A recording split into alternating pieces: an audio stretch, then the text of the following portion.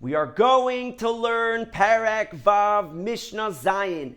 This Mishnah is going to discuss Iker and Tafel. Iker means a primary food, the main food that you're eating, and Tafel means a secondary food that you're eating along with it. Our Mishnah will have two parts. The first part of the Mishnah is that if a person is eating a salty food, for example, if someone is eating a very salty piece of fish, and in order for him to be able to eat it, he has to eat with it a piece of bread to simply wash down the saltiness of the food.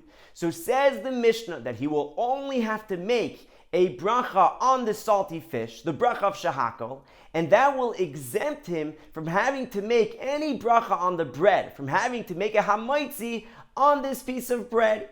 And says the second part of the Mishnah that this applies to all foods, that any time that you're eating an iker food, a main food, and together with it you're eating a tafel, a secondary food, you only need to make a bracha on the main food, and that will exempt you from having to make a bracha on the secondary food.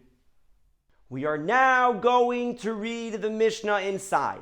The first part of the Mishnah, Hevi ulefanav, if they brought in front of him, maliach, salty food, like salty fish, batchila in the beginning, pas imoy, and bread with it, then mevarech ala maliach, he makes a bracha on the salty food, upaiter esapas, and makes pater, makes exempt the bracha on the bread.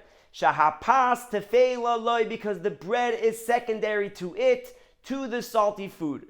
The second part of the Mishnah, and zeh haklal, this is the rule, that kol shehu iker, anything which is the main food, ve'imay tefela, and with it is secondary food, mevarech al ha'ikar, one makes the bracha on the main food, upaiter es ha'tefela, and makes pater, and makes exempt the secondary food.